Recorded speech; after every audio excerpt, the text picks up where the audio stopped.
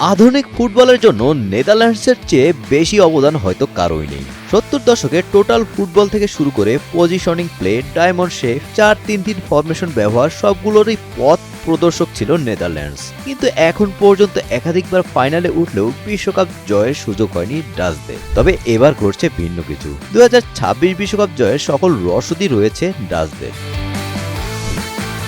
আক্রমণ ভাগ দিয়ে শুরু করা যাক। লিভারপুল তারকা কোডি গ্যাকপো বর্তমানে দারুণ ফর্মে রয়েছেন এবং বাম দিক থেকে নিয়মিত গোল ও অ্যাসিস্ট করে দলের আক্রমণকে এগিয়ে নিচ্ছেন। তার সঙ্গে রয়েছেন মেমফিস ডিপাই, তিনি বড় ম্যাচে পারফর্ম করার জন্য পরিচিত। ডান প্রান্তে ডোনেল ম্যালেন গতি ও ড্রিবলিং দিয়ে প্রতিপক্ষকে ভোগাতে পারেন। স্ট্রাইকার পজিশনে ব্রায়ান ব্রবরি এবং ওয়েঘস ভিন্নধর্মী অপশন দিচ্ছেন। বিশেষ করে শেষ মুহূর্তে হেড কিংবা সেট পিসে গোলের জন্য ওয়েঘস বিখ্যাত থাকবে 2022 সালে বিশ্বকাপে আর্জেন্টিনার সাথে 100 মিনিটের সময় গোল করার জন্য। পাশাপাশি নোয়া ল্যাং ও জাস্টিন কুলোভেট উইং থেকে আক্রমণে বৈচিত্র্য আনতে পারেন। মিডফিল্ড ডাচদের আসল শক্তি।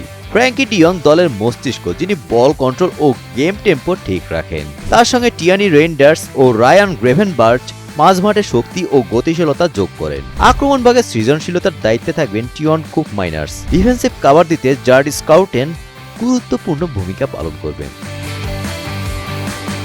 রক্ষণভাগে অভিজ্ঞতা ও দৃঢ়তার সমন্বয় রয়েছে ডাচদের। অধিনায়ক ভার্জিল ভ্যান ডাইক এখন বিশ্বের সেরা ডিফেন্ডারদের একজন এবং তার নেতৃত্বে ডিফেন্স আরও সংগঠিত। তার সাথে রক্ষণের সঙ্গী হবেন মিকি ভ্যান ডে ভ্যান। বিকল্প হিসেবে ম্যাথিউস ডিলিট ও নাথান একে শক্তিশালী ব্যাকলাইন গড়ে তুলেছেন।